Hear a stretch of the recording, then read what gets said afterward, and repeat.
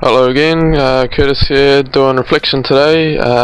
Got some suggestions to do some disc maps that haven't been used before or that have the potential to be used, so I'm going to be doing reflection and powerhouse.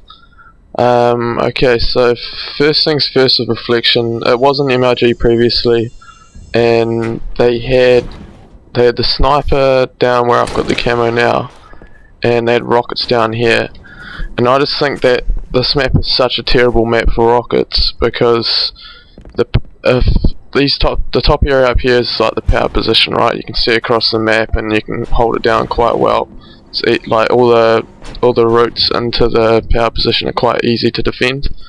So if there's rockets down there, the team can just grab them, run down here, lift up, and then just camp in a hallway with them. And quite often that happened in this game type. You just get a guy to sit here and he'd be like, yeah, I've got Dragon Guy side covered with rockets, and then you've got three teammates. You can just have two sitting in this hallway here watching that, and the third one just camping this lift, and it just makes it real difficult to attack, because it's just like each door, like you run in here and it's just instant death. Like you can't do anything against a rocket guy in a hallway like that. So what I've done, instead of having rockets there, I've put grenade launcher at default rocket spawn. It's disappeared, but yeah, one does. A grenade launcher is on drop spawn right there, from the Halo 2 rocket spawn. And I put snipe up the top here on default spawn as well. I think that works really well because when you're in the power position of the map, you're defending, right? The sniper works the best in a defensive position because you can pick off people that are attacking you, and it's kind of pointless to be up the top here with, say, a grenade launcher, because you can't really pick people off from across the map. That's the whole point of it, is you want to add that dynamic that you can pick off people across the map with a sniper. If you're attacking with a sniper, for example, and you're pushing up here, it's doesn't really work. Like, yeah, you could probably try and get a quick nice snipe or something in here, but it's just not the way the sniper's designed for. It's designed for shooting across map, picking people off, so it works really well here. And the other bonus is that if someone's attacking you, like, I'll use that example like before, how I said a person could just sit here with rockets. Instead, since the rockets aren't spawning close by and the sniper is instead, this guy's gonna probably be trying to defend with a sniper instead. And if, say, two people run down here, instead of getting a double kill, he might be able to maybe no scope one or snipe one, but it's like a lot more difficult to get a guaranteed kill with a sniper than with rockets. So it kinda makes holding the setup a lot more skillful if there's a sniper around instead of a rocket launcher. And yeah, it's better to have the attackers with an explosive weapon.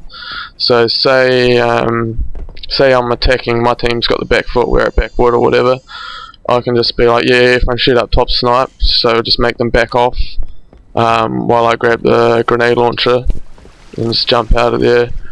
And then if I can get it into a position, like say if I get the dragon with a grenade launcher, which should be pretty easy to do as long as your team's working together and shooting at people, making them take cover, I can get up here and we can get someone to push up the opposite side, and I can bounce grenade launchers in there. It works a lot more effectively than trying to push up with a sniper, or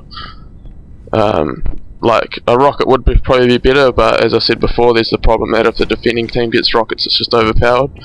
And so if we go into this position here again, say that the defending team jumps down, gets the grenade launcher and brings it back up here, it does work probably better than a sniper, because if someone comes around the corner you could probably grenade launch them, but like you're not going to get double kills and triple kills with that kind of thing, and you do have a lot higher chance of missing. So a lot of the times you bounce it and you think you kill them, and it just takes the shield off, and then you have to try and, you know, it just makes it a bit more feasible to push and defend with the grenade launcher. It just makes more sense to me. So yeah, in Team Slay you got the top area, and then back here, this whole area of the map kinda, I don't know, like I was saying on Damnation, it's kinda like the back foot of the map. So I've got a camo here, which means that teams up the top there, no way are they going to be able to get this unless they push out, and they might be able to stop people, but I mean there's so many of these columns that it is quite easy just to, if you're like sitting over here and you're waiting for camo and it pops up, you can just get your teammates to put covering shots while you run and grab it, and then it takes 30 seconds. Yeah, you can get right into a setup within 30 seconds, and there's so many ways you can attack it. Like you can go down there, you can go up the lift, you can go through that door, and then as long as you coordinate it with your team, so like say yeah, you three push Os and I'll sneak Dragon with camo, it just means that the defenders have a better chance of attacking, and it draws attention away from the top. What else have I put on here? Oh yeah, I'll talk about the starting spawns. I just have them the same as MLG pretty much, on either side, because then it kind of sets it up symmetrically off the spawn. Like I always talk about trying to make the spawns as symmetrical as possible, because that's the one time that the map has to act fairly symmetrically. Like, because during the game you spawn everywhere kind of thing, so it doesn't matter as much, but yeah, off the start you got to try and make it work symmetrically. So we've got the grenade launcher in the middle, sniper in the middle, Os in the middle, and then on the left side up the top you got one team, left side up the top you got the other team, and then I'm pretty sure there's a plasma pistol beside each team as well, so these guys can run up, grab that plasma pistol. These guys can grab the plasma pistol there. And the other weapon is jetpack down the bottom here, because this area here is kind of a dead zone, and you kind of find yourself down here and you're just like, oh shit. So it just, I don't know, it just makes sense to me to have a jetpack there. Like originally there was Evade there, I think, in the MLG version, but I think Evade should get it removed with the new settings we've got. Just I'm not going to get into that story, but I don't think it should be involved. So put jetpack there. Just gives a bit more attacking options to the attacking team. What else we got? I think that's pretty much it for this map. Oh, I'll talk about King of the Hill, that's right. Because on Slayer, even with all those things I put in, the top area still will get camped, because you can just get, like, say 3 of your guys, when camo's coming up, get 3 of your guys just a team shot like crazy, maybe make them burn it, sneak a guy around, you know, like, ultimately people are still going to be able to defend up in this area. So some people think that Slayer just won't even work, even with good weapon placement. So we'll obviously have to test it.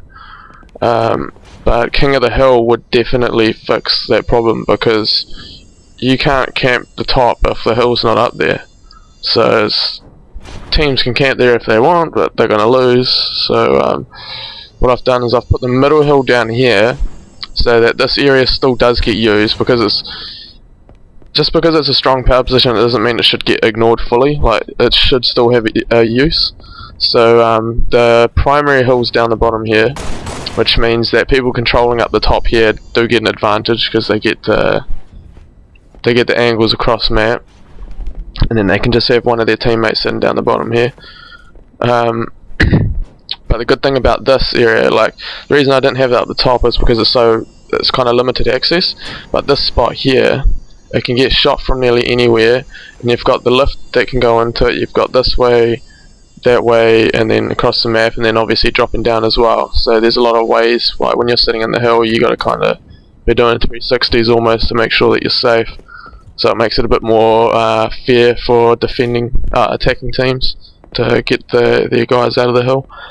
The other hill is over at Dragon, just right here. These were default hills, by the way. I think there was like 5 or 6 hills that Bungie had placed on the map, and I just went and looked at them all, and I just kind of, like, these ones were all default ones, and so I just deleted the unnecessary ones and just left these ones in here because I thought they worked quite well. Same deal here. Like, if your team's set up at Dragon, this guy still has to be quite mindful, and he can get naded quite easily because you can bounce grenades up into there. So even if people are stuck down the bottom here and taking ages to get up there, at least they can bank some nades up there and stop them momentarily while they move up. and then the other hill's just down the bottom here, kind of on the opposite thing. So again, this area here, they can get attacked from there, from down bottom, from the side here, and then they can get people dropping down on them as well. And it's quite nade prone as well, so it just means that instead of the only setup ever being up top here, teams will have to learn setups for Dragon side, like effective setups to get good chunks of hill time, and then same with over at OS, they're going to need effective setups at OS to pick up large chunks of time, just because of how nade prone and how many angles there are into the hills. So yeah, that's it for reflection, and thanks once again for watching. I'll do Powerhouse as soon as I can. Game over.